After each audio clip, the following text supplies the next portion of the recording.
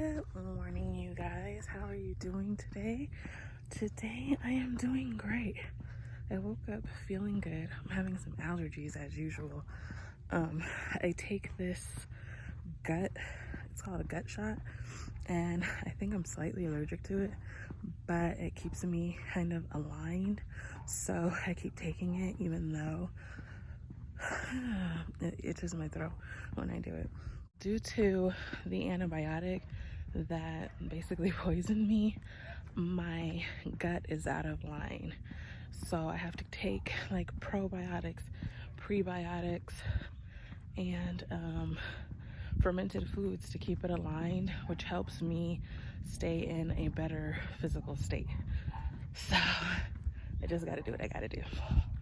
Anyways, with regard to that, I had a setback a couple days ago. You guys know I was on my monthly, and during that time I had a lot of sugar, and that causes inflammation. And due to what happened with the antibiotic, I'm very sensitive to sugar now. I was in a little bit of a dark space for that day. I wasn't feeling like myself, and I cried. I was not happy because I was worried, like, oh my gosh, did I just F myself up? Like, this seems like a huge setback now. And I was worried.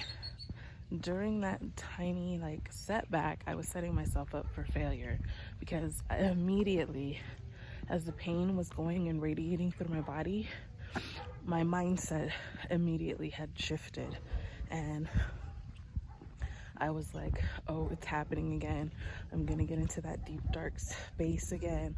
I'm gonna be in the depression again.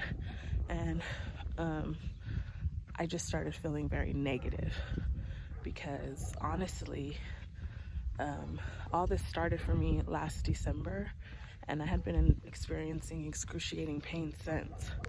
And I tried to put my mind in a good space, but my body and my mind were nowhere near the same space. So you know what I mean? Like, it was really, really hard for me to deal with that day.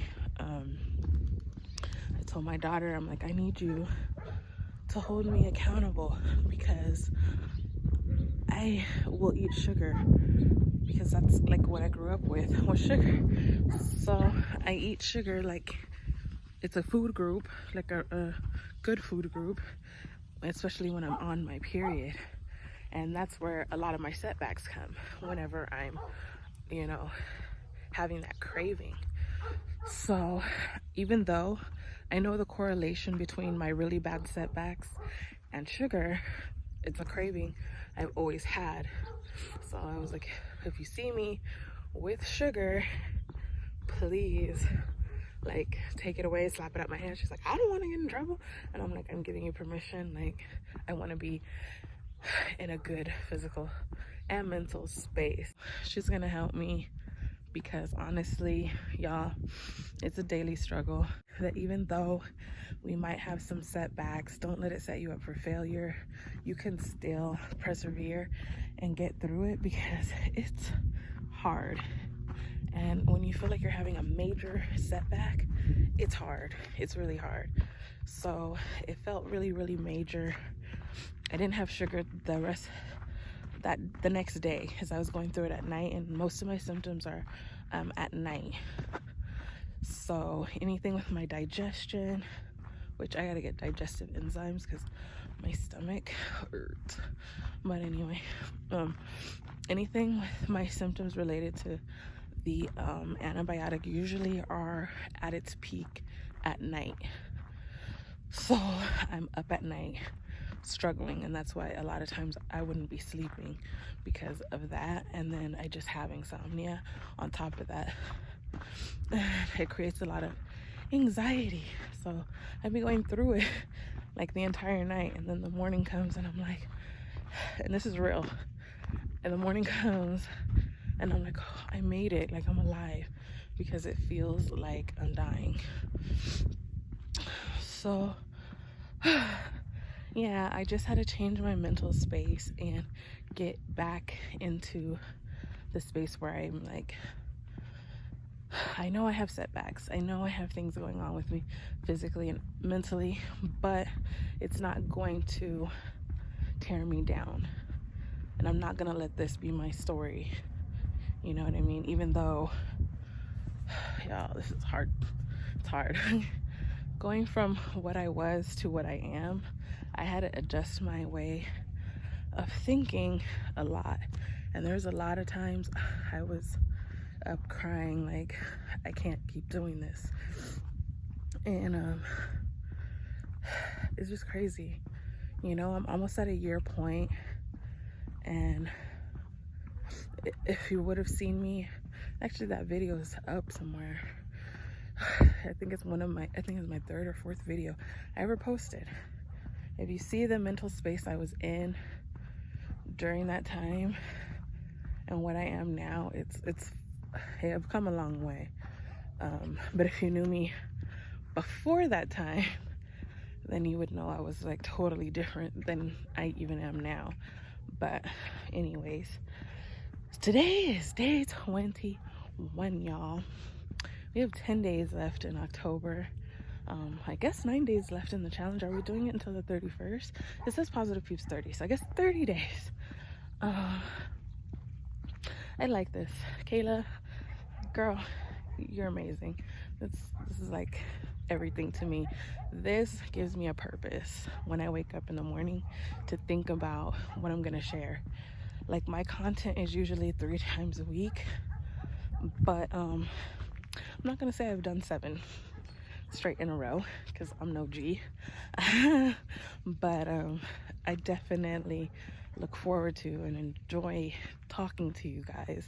It definitely gives me a purpose in the morning or whenever I record, mostly mornings, and I love it. And thank you so much, Kayla, I am Kiva, and Miss True Redbone for starting this. My gosh, I wish I could blur as I vlog, you know what I mean? Like, you gotta go back and blur out all these street names, and it's so annoying. Anywho, you know it's gonna be the awkward ending today because I'm on my phone, because I was recording a video yesterday, cooking. It died in the middle. I was supposed to get Kimana's and go charge my battery. Never did either. And I started on my phone. Didn't end it either. I need to get better at that. But yeah, so don't let, your minor setbacks, or major for that matter, because I know I have major ones, so don't let those define you. You can still come out on the other side of it. It's just going to be like a little bit of work, a lot of work. Like I said, I've already been in a space like this before. I just feel like there's so many things that I have overcome in life, and I have to be appreciative of those things. And this seems a little bit harder because, number one, it affects me physically. But number two, I'm older, so the bounce back is not what it used to be. And I don't have $17,000 to do the treatment that can help me. But I'm gonna do whatever I can to make sure that I'm good. And at the end of the day, that's what matters most. And I'm just gonna enjoy my life in the space that it's in. I wanted to be transparent that, I have been going through it. I have had a couple of days was just not in the space that I could be in. On the days that some of us are having troubles, we can lean on each other. And to me, that's a great message. Happy belated birthday. Kaylin, my little sis, she just celebrated her 29th trip around the sun, and that's amazing. And speaking of, perseverance and keep going, she's a person that has, and I'm glad for the space that she's in right now, and I hope it only gets better. So I love you, girl. And I guess that's it, you guys. I have fat throat. But I just wanted to be open and honest with you guys about what's going on, how I'm feeling. It didn't help that I was perioding when all these other physical things were happening, but and right now I'm even bloated, so I don't know, I'm off and I'm bloated. Being a woman is hard, but yeah, like we can do this, you guys. We can do this.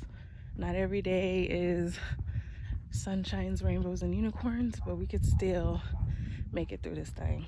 And with each other, we got this, and it's gonna be cool. There was something else I wanted to touch on, and it was about seeing on the internet about these other moms. I'm sure some of you guys know Strong Mommy Chrissy. To me, she is a phenomenal woman because she does what I can't. She's out here doing work that I know I could never, ever do, okay? She has 9 children. If you've never heard of her, you definitely should look her up because she does, you know, well, she's a vlogger, so you see her life with her 9 children and how she, you know, maneuvers through daily life. So in recent times, I've seen that a lot of people seem to be very interested in how many, how do you say it, children's fathers she has and who belongs to what father. And you guys, I mean, yes, she might have put that information out there, but I just don't think it's right to like tear someone down based on choices. At the end of the day, I don't believe she's even 30. She's very young making these decisions, and she handles things that most of us will not be able to handle. I have 2 kids. I felt like that was a lot. She has 9 kids, and she makes it look easy to me, like compared to how I feel like I would look. Like she actually, I had 2 kids and wasn't able to wear makeup until, well, I was not able, but I wasn't putting myself together till they were much older, like, you know, 12 and 10. So she comes on there with full lash and, you know, makeup and lip glossy and all that good stuff. So I wish I had that. Well, I didn't make the time, I guess. She's showing me that I didn't. But I just wanted to say, like, we definitely should uplift each other. There's some people out here, some like parents that put themselves out here, and if somebody shined a light in our homes, they would see that we were not perfect people when raising our kids. We make mistakes, all of us, and momming is hard work. And almost accept that dads can be pieces of crap, but if the mom makes one mistake, crucify her. And I just want to say we're all human, and she is no different. Like she's doing stuff, like I said, I can't say it enough, that I cannot do. And I just want us to take the time to uplift one another, because even though she vlogs, we know that there's still a behind the scenes part of her life that we don't see. And in that part, she probably struggles and has hard times. I mean, it's just her. I believe her mom is there. I'm not sure. She was at some point. But she's going through a whole ass divorce right now. A whole divorce. And people are tearing her down for things that have already happened. She's already had all these children. The fathers are who they are, whether they're good or bad. It doesn't matter. She's doing the best she can as a single mother. I have to say kudos to her. She's good at storytelling, knowing how and when to cliffhang us and all that good stuff. People had made reference. I didn't watch the videos, people made reference to her drinking on a live, but I would be drinking every day. So, I mean, that's considered like her adult time. I mean, she's with littles all day long. Her job is at home, she's at home. So, she's with littles all day long. So, if she has girl time to be on live and have a little drinky here or there, why are we judging her? The kids are here now. They've been here. And it doesn't matter. She knows who the fathers are. The kids know what they know. And that's that. Like, leave it be. And shout out to you, Chrissy, for holding it down for your family, because you're a true hustler, a true entrepreneur, and you know how to get paid. So good for you. And I believe, you know, a lot of the mothers in that sector are just trying to do the best that they can to provide for their children. They're single mothers. We're not perfect, and I know there's times that I've dropped the ball as a parent, and you know, I just wanted to put that out there just because I swear I'm waking up to it a lot, and I'm like, okay, I don't know if it's the same person now, because like if I don't watch it, does it come back up? I don't even know. But yeah, I don't know. In that section of momming on YouTube, it is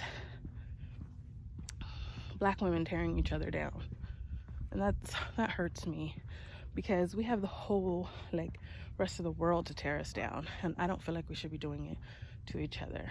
You know, we should uplift one another, and reacting off of things is one thing, but I feel like, you know, just trying to make her look like a bad person is a whole nother. I don't have a problem with people that react, but I just wish that we would just all come from a different angle and uplift one another, because it's hard enough in these streets without us tearing down each other. So that's all I wanted to say.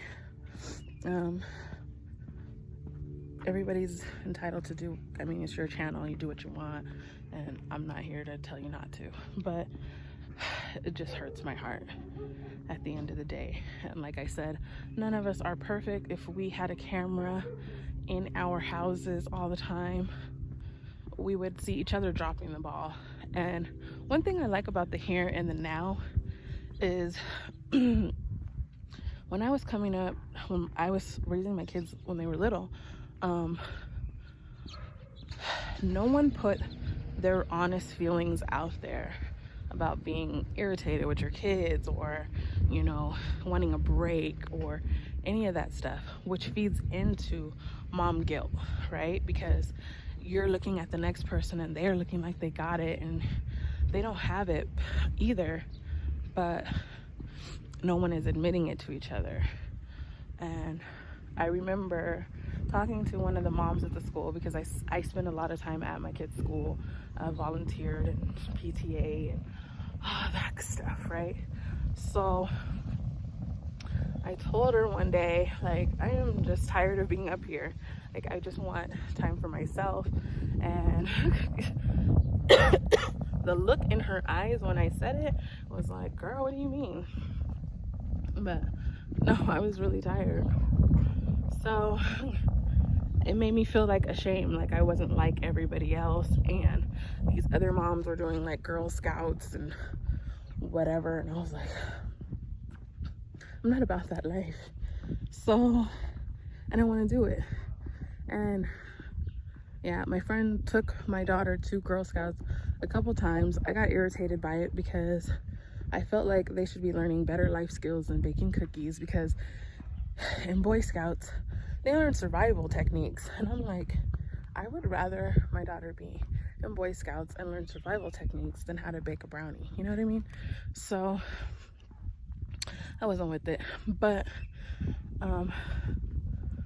it does show you kind of like into entrepreneurship and selling and things. That part's cool when you're hustling for the cookies and whatnot. But anyways, we spent a large part of our time hiding our true feelings from one another. And now moms come out and they're like, I'm just not feeling it. I'm tired. And it's okay to be tired, but mom guilt makes you feel like you can't be. Mom guilt makes you feel like you can't have a drink. You can't go out. You can't date. You can't do anything. You just have to 24/7 mom, and that's it. And that's not true. You can take time for yourself. You can do things for yourself, and there's nothing wrong with it. So I like that this generation puts it out there. And shows the world that, you know, sometimes momming is hard and I need a break, because that's a 24/7 job that you do not get to call in from. You know, like, you get off of work and you're off work. They're not still like pulling at your legs like, come on, come back. You're just done. You clocked out. Can't clock out of momming. So it's hard. And to have little ones, they're always with you, and sometimes it can get overwhelming. You know what I mean? Like, overwhelming. My kids were up under me all the time, and I love my kids, and there's nothing I wouldn't do for them. But were there times I wanted a break? Well, yeah. But did I feel like I could?